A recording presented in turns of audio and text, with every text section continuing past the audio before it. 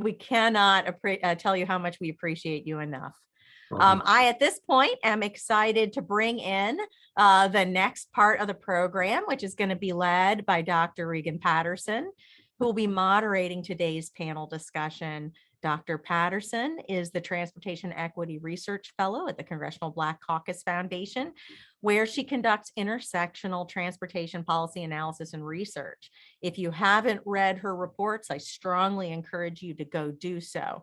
Prior to joining the Congressional Black Caucus Foundation, Dr. Patterson was a postdoctoral research fellow at the University of Michigan Institute for Social Research. She earned her PhD in environmental engineering at the University of California, Berkeley. Her dissertation research focused on the impact of transportation policies on air quality and environmental justice. Dr. Patterson holds a BS in chemical engineering from UCLA and an MS in environmental engineering from UC Berkeley. She is going to moderate a panel made up of Tiffany Chu, who is a designer and planner and the former CEO and co-founder of Remix, a collaborative software platform for transportation planning used by 500 plus cities globally. And she's now the senior vice president at VIA. Bob Dean will be on the panel, and he is the Center for Neighborhood Technology's chief executive officer. And also Kim Lucas, who is acting director of Pittsburgh's Department of Mobility and Infrastructure, will be part of the panel. Dr. Patterson's going to start us off today, and I am going to hand it over to you now. The floor is yours. Thank you so much for the kind introduction, and I so appreciate the invitation to moderate today's panel with such great transportation leaders, particularly after that keynote. This panel continues the conversation on transportation equity and technology, where we will now do a deep dive into how transportation planning continues to use decades-old models and tools that contribute to a legacy of harm for communities of color, and further explore ways technology, like social media, can be used to replace those outdated tools to better identify and address racial inequities and elevate community voices in transportation decisions. When I first thought about this topic, my mind immediately jumped to last year's Equity Summit panel titled "The Role of Government in Undoing the Harm Caused by the Interstate Highway System," that particularly focused on the Rondo community in St. Paul, Minnesota. Highway construction resulted in the demolition, division, and forced removal of poor communities of color, particularly Black communities. Highway construction and urban renewal, or Negro removal programs, also destroyed local economies. Keith Baker, who was not on the panel last year, but is the executive director of Reconnect Rondo, has shown figures that quantify the stolen wealth in Rondo and what metrics underlie these transportation decisions: commute time for white suburbanites, and physical racial segregation. Our resulting automobile-dominated transportation system is now the largest contributor to greenhouse gas emissions in the US and adversely impacts local air quality, causing disproportionate exposure and health burdens in communities of color, which I discussed in our CBCF brief, New Routes to Equity, the Future of Transportation in the Black Community. Now, as we plan for transportation futures, as Beth mentioned earlier, the conversation is often framed around technological solutions, such as electrify and automate, that do not address the need for systemic change. Electric and autonomous vehicles continue to rely on the same infrastructures of harm, and their introduction often perpetuates the exclusion of voices of marginalized community groups and workers. With respect to automation, the latter, or the exclusion of workers, inhibits a just transition, which I discussed in my latest CBCF brief, driverless jobs. It was great to see earlier when the poll asked what technological innovations are most needed to promote equitable outcomes, and the top response of the audience was more equitable engagement with marginalized communities, followed by better ways to measure the impact of transportation investment. These responses or answers were prioritized over automation and cleaner technologies. So today, I'm excited to discuss with the panelists just how technology can actually support a different approach that centers people with more equitable engagement and better measures. So with that, I'd like to welcome the panelists. We are joined by Kim Lucas, Tiffany Chu, and Bob Dean. Welcome. I have some questions to get our discussion started, and we will then take some questions from the audience. So please be sure to add your questions with the questions feature. And so now I'll begin with a question for all of you that gets right to the topic. Most transportation decisions rely on quantitative analysis, but the way we do that analysis is usually based on very old technology and capabilities. How can technology help us make better decisions and better consider the needs of underrepresented communities? And I'll start with Tiffany. Okay, thank you so much for introducing the topic and for the question, Regan.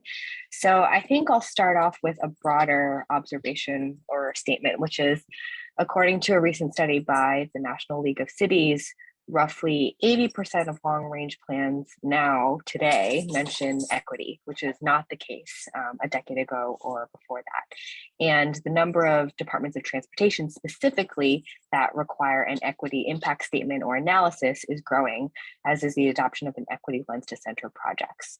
And I think the role that technology plays specifically is neither to build an agency's equity lens or design formulas for equity.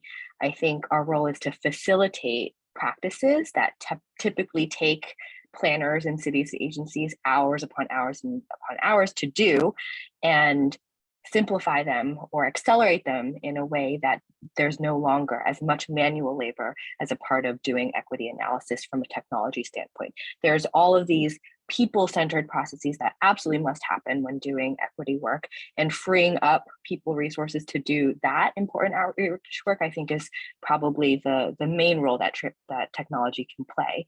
I think specifically if we're able to remove kind of that I should like to say kind of the rote analysis portion, which makes up a lot of, for example, Title VI equity analyses that get served up to the FTA. That way we can devote more resources to help transportation professionals pay closer attention to racial, gender, economic impacts, and empower them to understand the demographic context in which those equity goals are built. Thank you, and I really appreciate that intersectional lens, adding in the gender as well. Bob? Yeah, we were confronted with this same type of question in a report that we put out recently last fall with Transit Center called Equity in Practice, which is meant to provide actionable advice to transit agencies about how they could advance equity. And when we started, we really thought it would be a lot about quantitative performance measures, and the outcome that might be the development of some kind of new quantitative tool that would help to assess performance. But really that ended up in a very different place.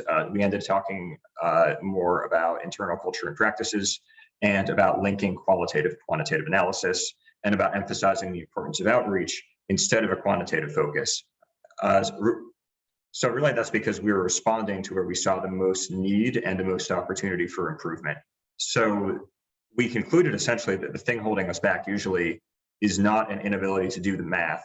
It's leadership commitment, it's effective community engagement, it's how decision-making includes marginalized people. So in other words, quantitative measures are important, but that's not usually the primary barrier to equity.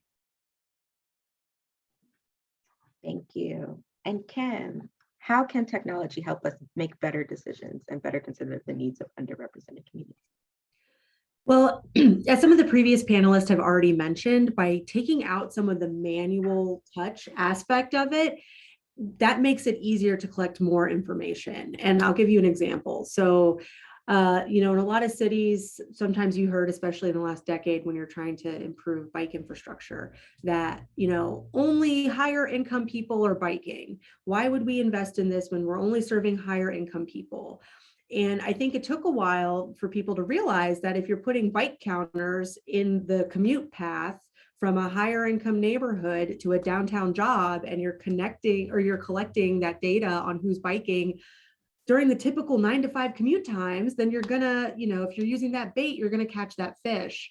And so I think where the biggest benefit of technology is being able to, as was stated, catch so much more. We have so much more bait. It's so much easier to bait the hook. And now we can get a lot more information that we can then use to not only identify who's out there and how they're moving, but where are we not getting information? You know, I want to look at my 311 requests at our city level and say, who are we not hearing from? Where have we not collected information? And so I think that, you know, just like when you're building, you're trying to make a technological solution, you still have to have a solid process, because garbage in, garbage out. If I use a high-tech solution in the same places that I've always used the low-tech solution, I'm not going to get better information. And so I think it's absolutely right that there's the part of the planners and the cities to make sure we're asking those broad questions, but I think technology can absolutely make it easier for us to get more answers.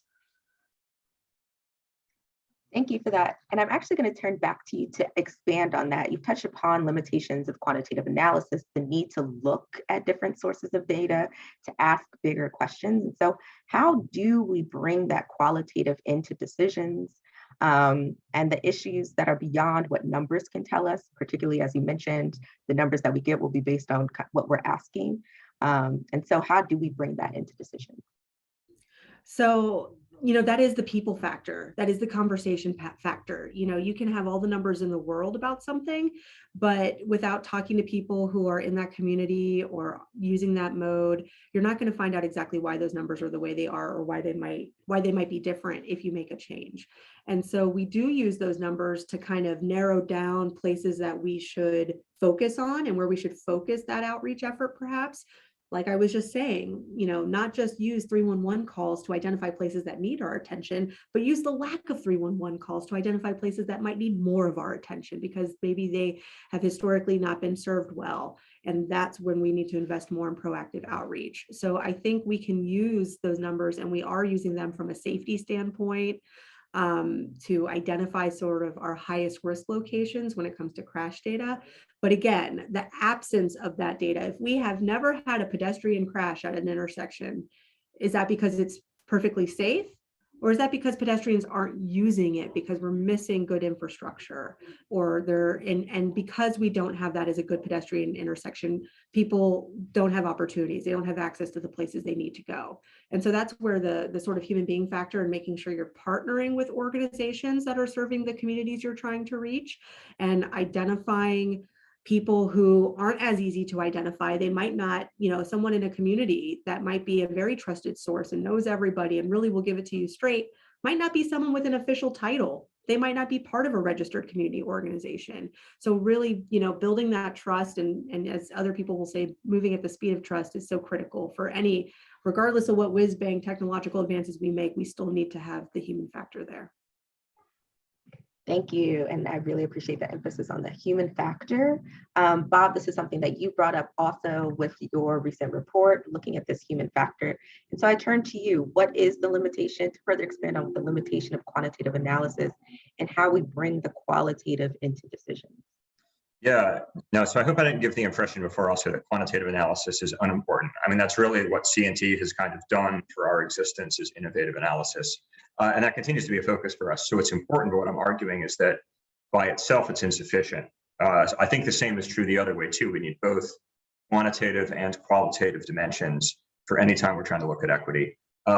We recently released another guidebook looking at promising practices evaluating the equity impacts of transportation decisions. We did this with a firm called Community Science with funding from the Bar Foundation. And we profiled in there a number of tools, some from public agencies, some from nonprofit organizations.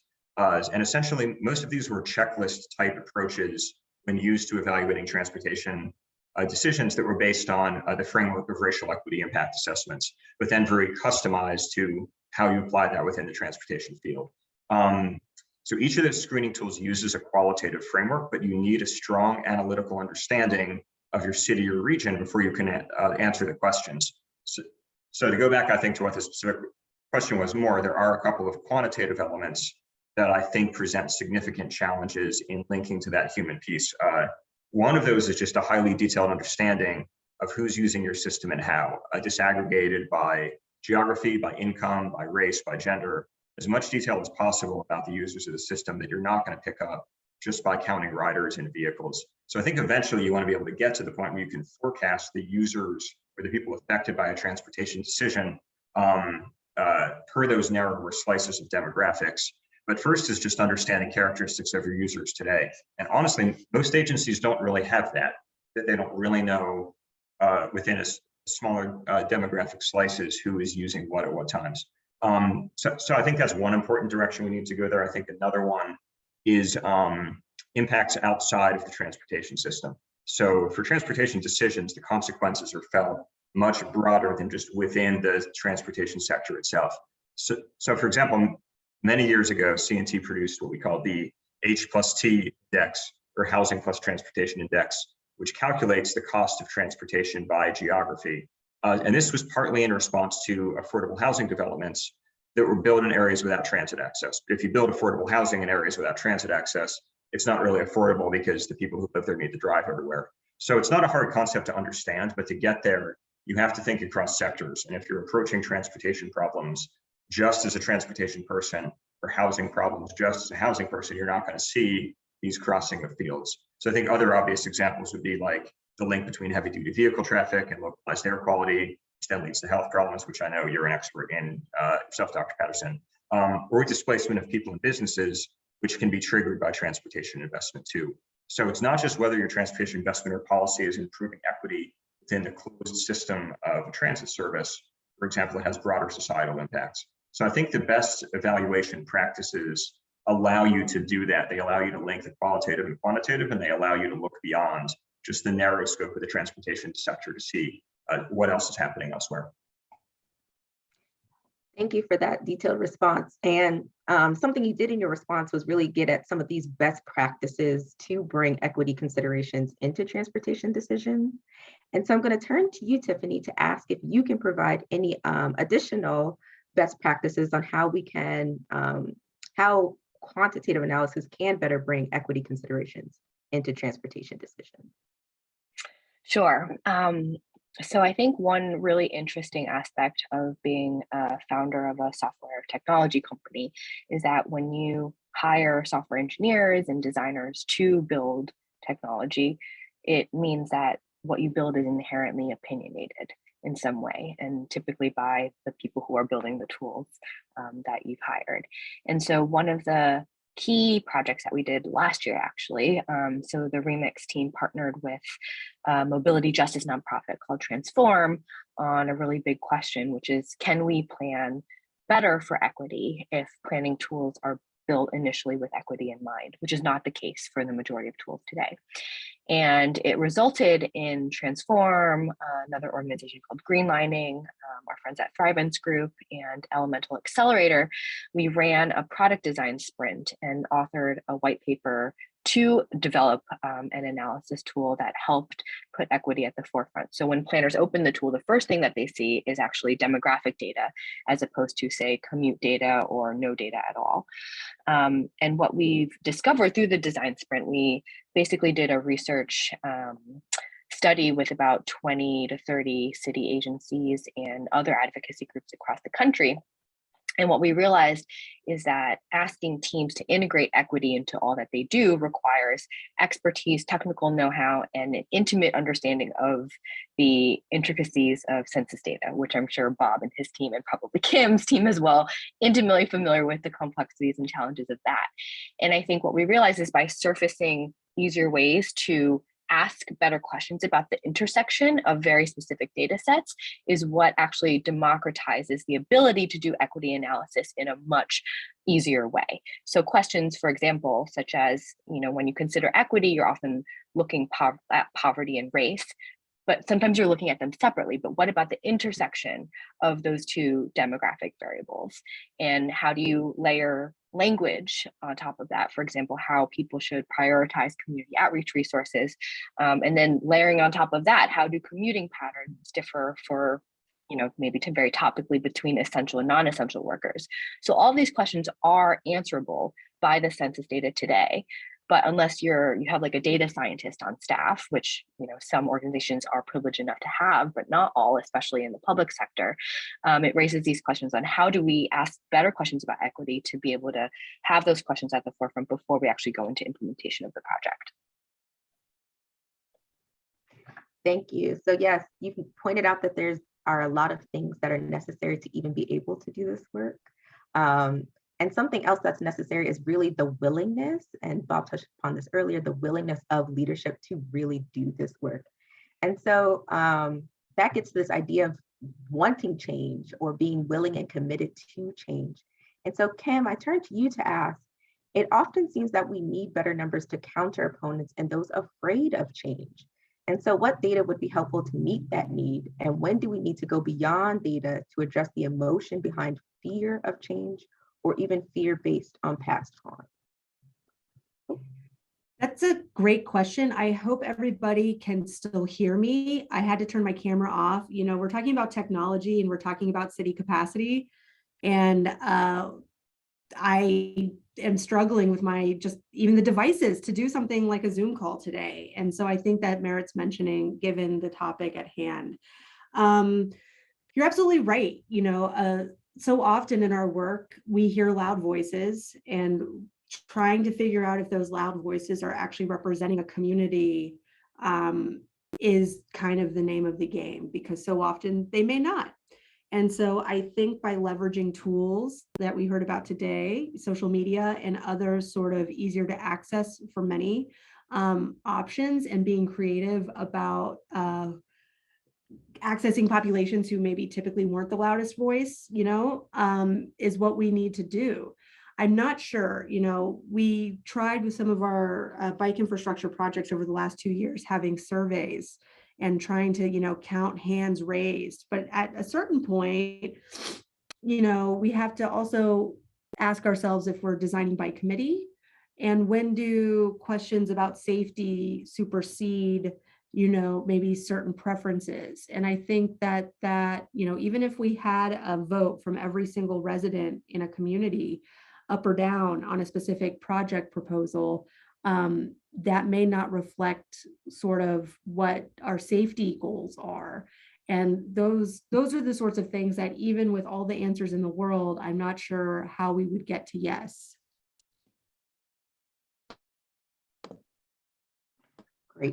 Great point. And I really appreciate you mentioning just the technological challenges of us being in a virtual world. And it is privileged to have even broadband access to be on a Zoom call. And so I appreciate you raising that point of when we think about equity and equity in all practices, even this pandemic has really even highlighted technological inequities in that way as well. You also brought up a great point earlier around what we measure and needing to expand what we measure. And so I now turn to Tiffany and Bob to see if they have any additional thoughts on that. When we don't measure something, there seems to be a belief that it can't be measured. And so the premise of Remix and CNT is to figure out how to measure things that haven't been measured before. So how do you all tackle that and ensure that equity is a part of the problem statement and the tools developed? I'll start with you, Bob. Yeah, sure. No, that's fine. Yeah. No, I think this is an interesting question. In the transit field, which is one that we work in a fair amount, the onset of COVID really changed what we measured very quickly. Things like fare box recovery and total ridership were key metrics in January of 2020. And then I think shortly after that, there was much more interest in how we were providing service to people who need it. So some of this, I think, is going to be a permanent change in focus due to COVID. Around the country, we're seeing transit agencies kind of wrestling with the recognition that they've kept their core riders during COVID, but what they used to refer to as choice riders, who are usually commuters who are coming to professional jobs, stop taking transit. And many of these people are probably not going to come back to full-time transit ridership, even if they're main users. Being able to work from home 2 days a week is going to be very attractive to a lot of people. So I think this relates to what I said earlier about really understanding the use of the transportation system at a highly disaggregated level, so that you can make decisions around the people who are going to be most reliant on it in different contexts. But for that, and I think this relates to a point Kim was making, the data that you need to understand this really does not exist. The census is useful for some things, but it doesn't get you far enough. So it needs to be collected, and I think there's ways that you can pursue the data collection that itself is an equity-oriented activity. So traditionally, when a transportation department needs some data, they hire a consulting firm to go do it, but that may not be the best way to do it in this case. We see a really strong role for community-based organizations to actually involving the people who are among the marginalized communities that you were trying to serve in the first place, being involved in collecting the data, in defining the problem, and coming up with solutions. So this really can be about collection of data by people who are close to the ground and close to the user experience, whether it's ridership or air quality, barriers to walkability, or all kinds of other things outside transportation, climate justice field. These things can be collected by people you are trying to connect with. And this has the benefit of both collecting data in a more cost-effective way. These people should be compensated for the work they're doing, but that's often cheaper than hiring a large consulting firm to do it. And it has the benefit of building relations in the community. So I actually think there's a really good overlap here between the need to fill our data needs and our need to build community relationships. We can do these together. These aren't completely separate activities. That's so great. We can do this together. So Tiffany, I turn to you. How do we measure things that haven't been measured before and ensure that equity is centered from the beginning? That's a really wonderful question, and one that we grapple with literally every day. And when we started developing this analysis tool, which we're calling Remix Explore, we actually centered it on 3 big research questions that were from the community, from advocacy groups, to see how and if, and maybe if not, our tool would be helpful. So the 3 research case studies that we came up with were: 1, making sure a new park served low-income earners in a surrounding area. Number 2, equitable changes to bus service that meets rider needs. And then number 3, which was an exploration to see if oral histories match community data in a region.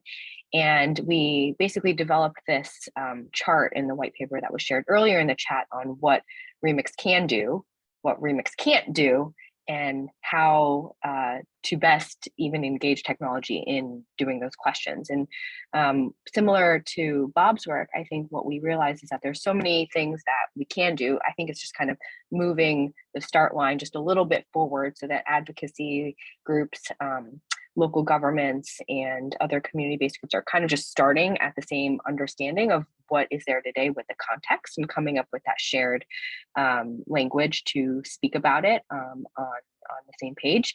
And then what technology can't do, very simple. We can't convene and organize a really strong public outreach workshop. But what we can do is maybe we can gather comments for people who didn't attend the workshop or couldn't make it to the meeting, and be able to have many different channels for voices to be heard and not just the loudest ones in the room. And I think that at its core is the applicability of data and technology in a community-based setting. Great, and I really appreciate you touching upon oral histories. So often when we talk about data and what data is considered valid, so often oral history is not. I really appreciate you incorporating that. And so Kim, I turn back to you now to ask a question around universal mobility. And I think that the previous points around incorporating more data really translate into this question well, because you need to make sure all of the voices are incorporated into programs to ensure universal mobility. So Pittsburgh is working on a universal mobility program. And could you please tell us about what you are trying to accomplish, how you have conducted research into its development, and some of the unexpected technological barriers even in the testing? Absolutely. So we have our universal or guaranteed basic mobility pilot that we are launching this spring, born out of our recent launch of Move PGH, which is Pittsburgh's brand for our mobility as a service program. So a lot of data and analytics had gone into standing up that program to begin with, where we want to put mobility hubs, where do we want to make sure scooters are located from an equity standpoint, et cetera. So a lot has gone into just even the development of launching this mobility as a service program that brings together the Port Authority, transit vehicles, the spin scooters, the Healthy Ride bike share, the Zip cars, and the Waze carpooling into digital location on an app and into physical locations in our mobility hubs. So emphasis on digital location, breaking down barriers to access to information is important. Breaking down barriers to even be able to purchase a trip is important. And we were able to do that. So our pilot this spring goes a step further. Our hypothesis is that as soon as you eliminate the majority of the barriers to access to mobility, especially for our lower income community members, you will break down barriers to economic opportunity. And so our hypothesis is as soon as you make it basically free and you open up access to transit, scooters, bikes, and everything else, that you'll see actual real improvement in the economic outlooks for these individuals. So we are working with a local community organization named the Manchester Citizens Corporation, who is a community group. So, you heard me talk about human factors. We can't replicate relationships that already exist with trusted community partners. What we can do is we can partner up with those trusted resources and have them tell us, what does recruitment look like for participation in a pilot like this? And so we've been working hand in hand since last year to develop a pilot, figure out what the parameters for the program should look like. The city is paying for the services for these individuals, but the community organization is really reaching out to the individuals and telling us what works and what doesn't work. We had a sample set of 5 people that we wanted to test the program on. We wanted to say, hey, we're going to give you the app. We're going to give you access to these services. We want to find out if this works before we expand this to the larger pilot. And we encountered technological barriers that we didn't expect. Even when your groups have smartphones, there are still issues with the data plans. There are issues with whether the smartphone is the most recent version that is compatible with the app that you're trying to make widely available. And there was also confusion on how to even download the app. So even when we said we'll make it free and we will show you how to use all of these different devices, we still had issues. And so that was very illuminating and why it has been so critical to work hand in hand with the community. If we had not done that, if we had said behind the scenes as the city and as our mobility service partners that we're going to develop this whole program, we're going to write it all out, we know exactly how it's going to work, we know exactly who and how to recruit, and on March 1st we're going to open up the floodgates for recruitment, I guarantee we would not have had as many people that we probably will have this other way. We would have hit this technological barrier when it was too late to really make improvements to that. And we wouldn't have had as strong as what we hope will be a very, very strong pilot. So it is a research project. We are working with Carnegie Mellon University. We're going through the IRB approval process to work with human subjects because we hope by having an empirically sound pilot that the lessons will actually be considered valid, and that the lessons that when you break down barriers, financial barriers and access barriers to mobility, that you see real positive economic outcomes. We hope that will influence policy outside of Pittsburgh's borders. It's great and touches upon the so many different types of barriers to access, particularly the technological barriers that people don't even think about, like your plan and having those apps. So thank you so much. And so the last 2 questions I'll ask before we turn it to audience questions really continue this conversation around barriers to access and the need for community engagement. And so I open this to all of you. Circling back to earlier, my opening comments around electrification and automation, these really are on the horizon. And so what are the potential equity implications of these technological changes, the good and the bad? From the city, can I go first? I just went last, I'll go first again. So in Pittsburgh, we are really enthusiastic about electrification. We have a history of air quality issues, and we have goals that we want to meet in terms of climate benefits and improvements. What we're seeing is that in some of our higher income communities, people are installing their own EV chargers in the public space. So that is great in some ways, because that means that's an investment that the city didn't have to make, and that it is increasing access to EV potential. But it's not great because the standardization isn't there. And so these chargers could be unsafe. They are in our public space and we need them to be safe.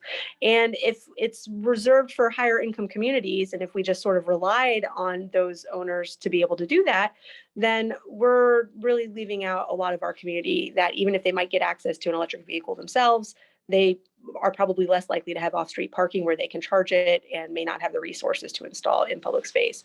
So we're viewing this as the potential opportunity to kind of say, there are some groups that want to do this. How can we leverage that to make our resources go farther in communities that don't have the resources to do it? So by making, sometimes you hear people say, make the safe way convenient or the convenient way safe.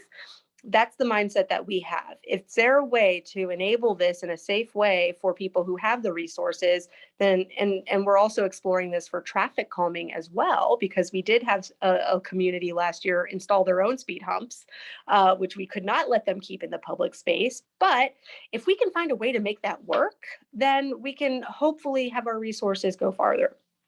I recognize all of the challenges there. You can't have the haves have more because they're the haves. But my hope is that by being strategic and having a strong policy behind it, is that we're even further being able to extend our resources into communities that need it more. Thank you. So many quotable moments that you have. Tiffany, I'll turn to you next.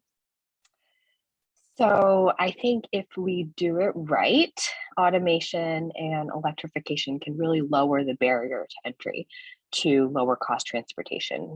Specifically, the cost of providing good public transit service can go way down and become more reliable, cleaner, and the many other benefits that tech companies like to brag about. I think if we do it wrong, only the rich will have access to technology like autonomous vehicles, all the new vertical takeoff and landing, urban air mobility services that I'm now seeing come across my inbox, and will create really an even more stratified society than we do today. Does that mean we shouldn't embrace those technologies? Absolutely not. But we need to think about it in a way where mobility, whether it's on the ground or in the air or on transit, turns out to be something that actually elevates people and provides more access to opportunity than it did before. Thank you. Bob? Yeah, so CNC works a lot on climate, and trying to address our climate crisis is a big thing for us. But so obviously we like the idea of electrification, but simply electrifying the existing systems that we have in place today isn't going to fix the underlying inequities that are there. If we all start driving electric cars in the exact same way that we're driving current vehicles, that's not actually moving us toward equity. So obviously it's better from a climate perspective, but it doesn't, but unless you really include equity in the rollout of how any new technologies are put in place, they will naturally have inequitable outcomes. So our perspective is if you're focusing on electrification or any kind of vehicle technology improvement, the place to start is trucks, which have very large negative impacts on the communities that they go through, and are also very concentrated in certain geographies that are usually lower income places and communities of color. So, if we're going to spend our effort encouraging one area of the transportation system to electrify, it really should be heavy duty vehicles. Obviously, we're not opposed to other electrification, which I know is happening anyway through the private market and through public sector action, but really the truck piece, I think, from an equity perspective, is the one that we focus on most strongly. Thank you. I appreciate the points, those last points by Tiffany and Bob around incorporating equity to make sure, yes, we're going to have this technology, but introducing it in an equitable way. And one of those ways, which has been a common theme of this whole day, is incorporating community. And so how do we involve the people whose lives are impacted in transportation analysis, in transportation decisions, particularly those who have traditionally been left out? And this will be my last question before we turn to audience questions. Anyone want to start? Perhaps I'll go first, since I went last time. It seems like how we're doing it. So yeah, no, great. So we already talked some about combining qualitative and quantitative analysis. And I think the other critical piece in advancing equity here is who is involved in the decision-making process about investments and policies and other transportation matters. So a big point that we think is super important is involving community-based organizations as compensated partners in transportation work. So these are groups who are typically embedded within communities and can really represent their interests. Very effective organizations at reaching marginalized people because there's existing trust, but they are rarely involved in transportation planning. Our opinion is they should be, as part of outreach activities or collection of data, as I mentioned before, or solutions development, and they should be paid. Just like you'd pay a consultant, we should compensate community groups and community members for their very valuable involvement in projects. So that happens some already, but it's typically these kind of one-off special projects that like an agency got foundation money and so they could do it this one time. But it's hard to institutionalize as a standard practice across agencies. So in response, in Chicago, we've helped to launch a coalition of community groups called the Transportation Equity Network. And we have philanthropic support, but more importantly, we've gotten contracts with the city, with the county, with the regional agency to compensate community groups to be involved in planning processes. And we're trying to figure out how to make this a lasting strategy rather than just like a one-off. So there's still a lot needed here, from like encouragement on the federal side to breaking down the barriers that are often on the procurement and legal side. So a lot of times the transportation planners want to do this, but then the budget office, procurement office is where the challenge lies. This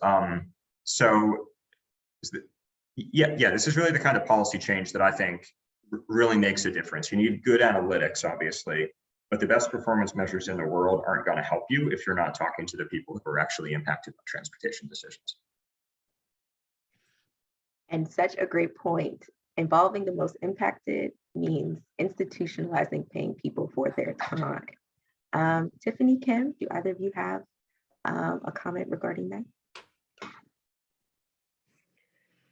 I think, yeah, I mean, go for it.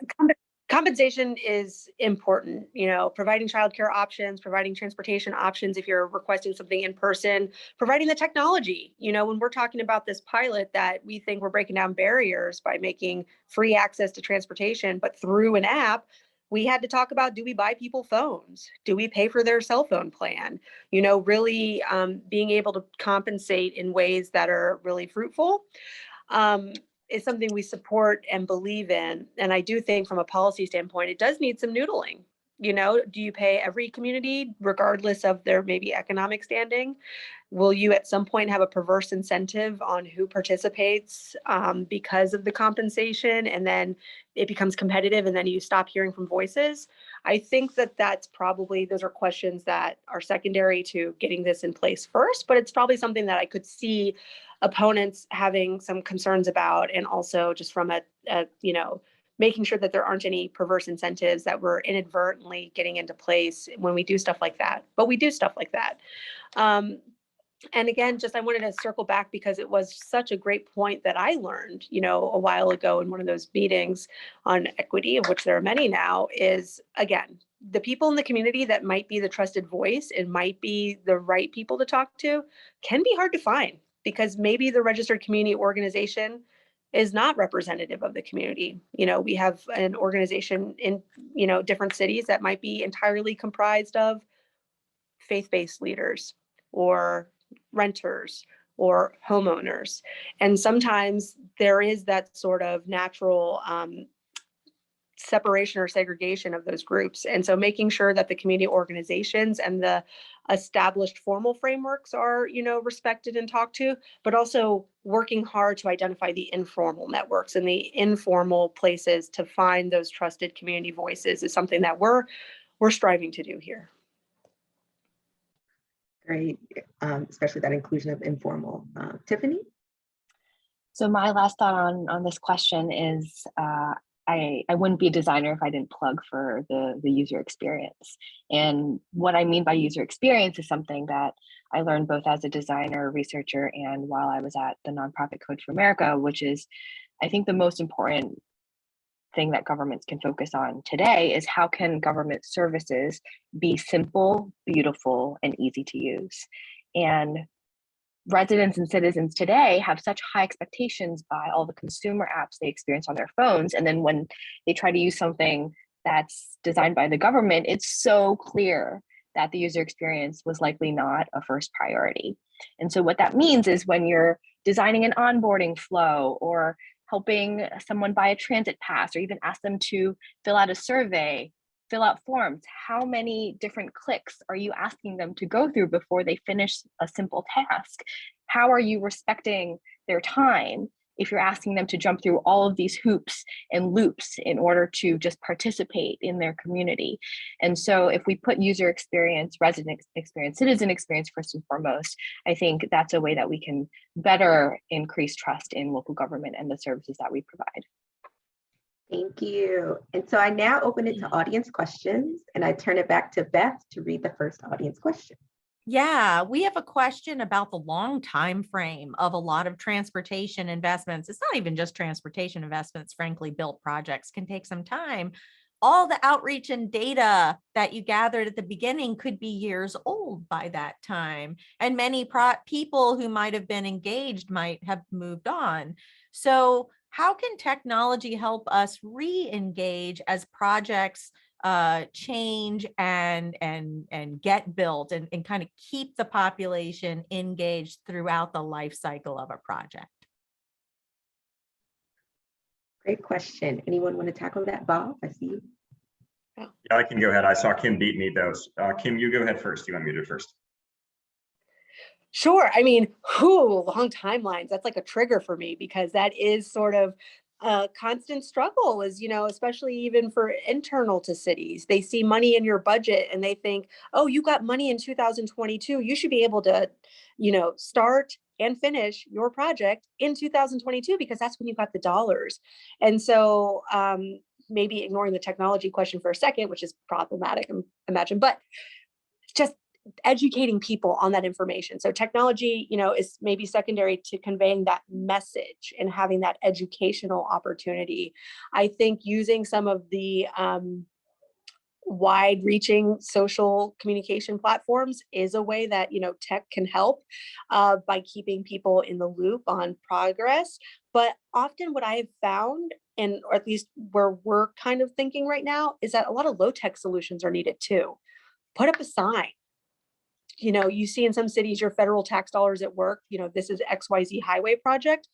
We want to do more of that. If we want to reach people in communities who are maybe not going to be on some of these platforms, but we need them to know what's going on, then I think low-tech solutions also, in-situ signage, pop-ups, in addition to using existing networks of communication are where we're trying to focus. But if someone can come up with a tech solution to automatically identify where those signs should go and make them digital and make it easier to update them and refresh, then I think that could be an opportunity as well.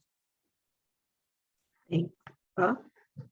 I'm going to answer with a low technology thing instead too. And for me, this is further reason to really try to build relationships with community groups who exist in these communities, because the individuals who are participating in a project is going to change over time, who can make a meeting one time, who still lives in the community 5 years later. But a lot of times the community groups that I'm thinking of that we work with in Chicago and other places are lasting institutions who serve these neighborhoods for decades and have institutional memory of what's happened and how they can engage.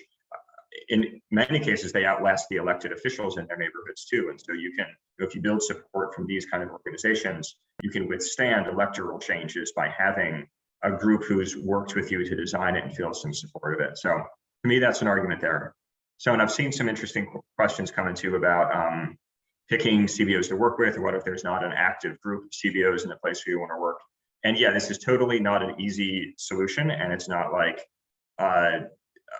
you have to be thoughtful and you have to have a design process for figuring out who you're going to engage and how. So that's absolutely the case. I don't want to get too much into that because I'm sure there's other good questions, but just wanted to acknowledge that that's a very good question to be asking. And it is like a case by case, community by community approach to figuring out who you can work with and who would be the right partner.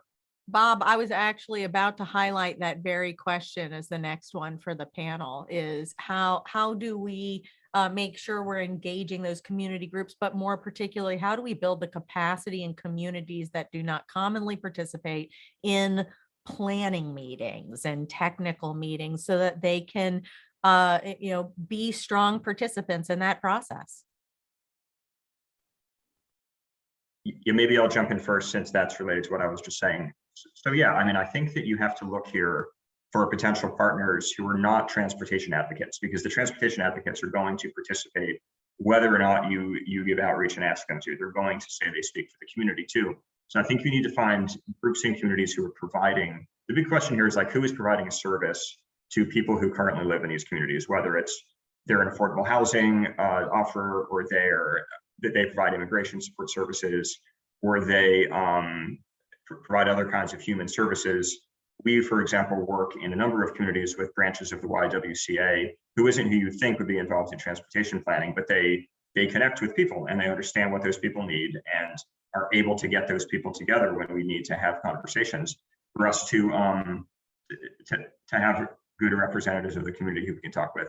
So I think there's that kind of thing. There's thinking a little broader, that like it's not necessarily going to be a bike club, or it's not going to be called the Community Development Association of this particular neighborhood, but in many cases, there's somebody there. And I'm not going to say that's the case in every city. In Chicago, at least, there's numerous community groups in every neighborhood. And the bigger challenge is how you sort through them and figure out who is the most appropriate partner on this project. So again, it's a design challenge. It really is having some locally trusted partners who are willing to engage to talk about like who is the most representative. And then it's learning by trial and error as well. You're not going to necessarily get it right the first time, but I think having, open relationships and being good communicators and honest communicators is one of the most important things that you could do as a public agency trying to make these connections. And I just wanted to add, plus 1,000 to that, plus 1,000 to finding people that aren't transportation or other groups, public health providers, anybody whose bottom line is similar to yours in terms of the types of improvements you want to see, but who might be talking to a totally different group of people. For example, in DC, when we were trying to reach communities that were underrepresented with Capital Bike Share membership, we started our community partners program, and we partnered with organizations serving individuals experiencing homelessness. We partnered with low-income healthcare providers. We partnered with other organizations of that kind because we knew that they were serving communities that we typically had challenges reaching, but that they ultimately would be trying to get things like better mobility options for their clientele. Convening of resources too. So I know I'm mostly probably talking to transportation professionals on this big call right now, but in Pittsburgh, we launched during the pandemic our Engage PGH page. And this is led by our Department of City Planning. And it's a place where multiple departments, if you're a department trying to get feedback from the community, you put it on Engage PGH. And by reducing the number of touch points, by reducing the burden of a resident from having to know different departments do different things, and making it easier and simpler for them to get to multiple opportunities that are serving their community in one platform, is also some of the work that we can do behind the scenes, and something that technology has helped us with. And similarly, even as a department, again, in DC, and something I'd like to bring here, we would do geographic workshops where we would go out, we'd be there all day. Every project manager in the department that had something going on in that district, in that ward, would come out, and it'd be like a science fair with poster boards, and residents could come in when they were available in that day and talk to any given number of people. And so by replicating that experience in a virtual setting too, for the people as in an Engage PGH who maybe they just got off work at 3 a.m. and they want something to do on their phone, they can offer feedback. Making it simpler and making it accessible at odd hours is where I think technology can help bridge the gap for getting more voices. Thank you. And I will turn to you, Tiffany, for the last words of the panel. No pressure. But what are your thoughts? I think talent actually is a huge part of bringing better community engagement to the way that we do transportation and big planning projects. Really happy to see Kim post her jobs link. I think the more talented people we can get in-house in local government, people who are from different backgrounds, like you don't need to have been in local government to be in local government, maybe even just do a fellowship for a year if that's something that your city does. I think that's one of the best ways that we can elevate the role that local government plays in our communities' lives. Such a great concluding word, particularly because equity does start in-house, right? If agencies want to do equity, it should be reflected in who makes up the transportation planning.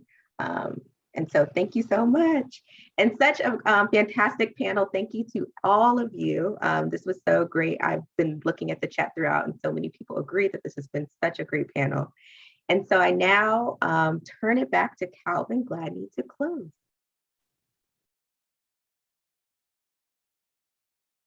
Hey, everybody, and thanks again just to all of our great speakers.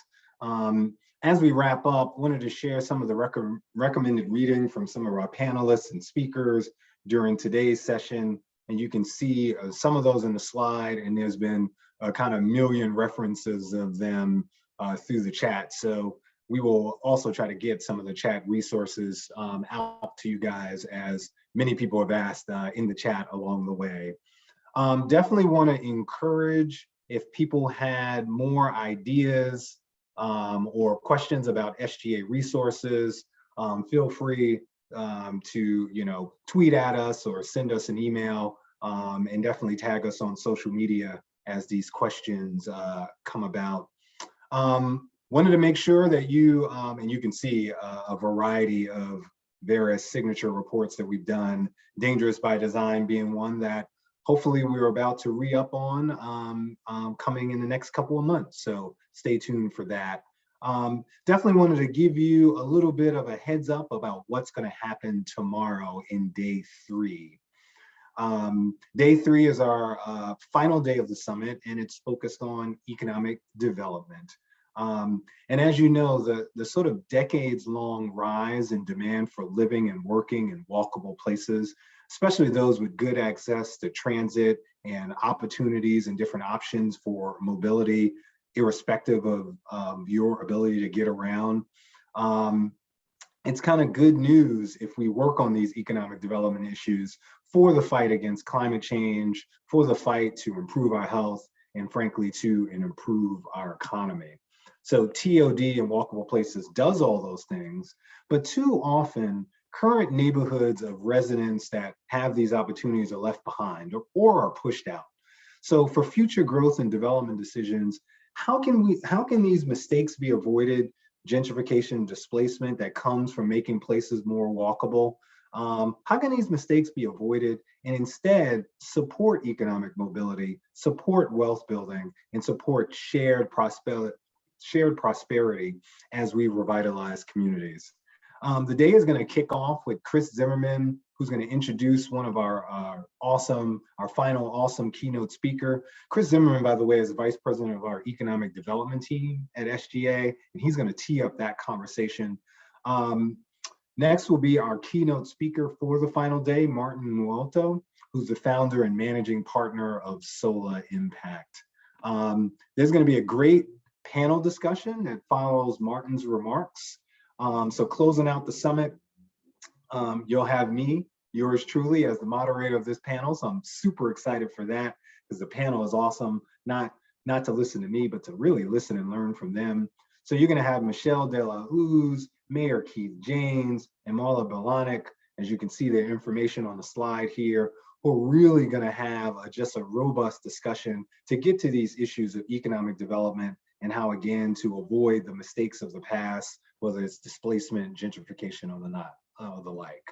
So that's the third day. Hope to see you there. But before we close, I just wanted to give a quick last thank you to our main sponsors. I wanted to thank you again to our event sponsor, Citi.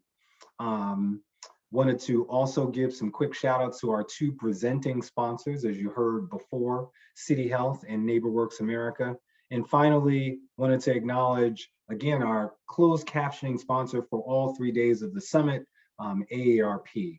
I mean, this summit would not have been possible without these sponsors and their support, as well as the other sponsors who are listed on our summit homepage. So we thank you for joining us today. Hope to see you back here tomorrow for the last day, starting at 11 a.m. Eastern. Feel free to send questions to the email you see on the slide, and definitely tweet at us and add us at social media. Tell us what you thought about today and yesterday, and tell us that you'll be around tomorrow. Take good care. See you soon.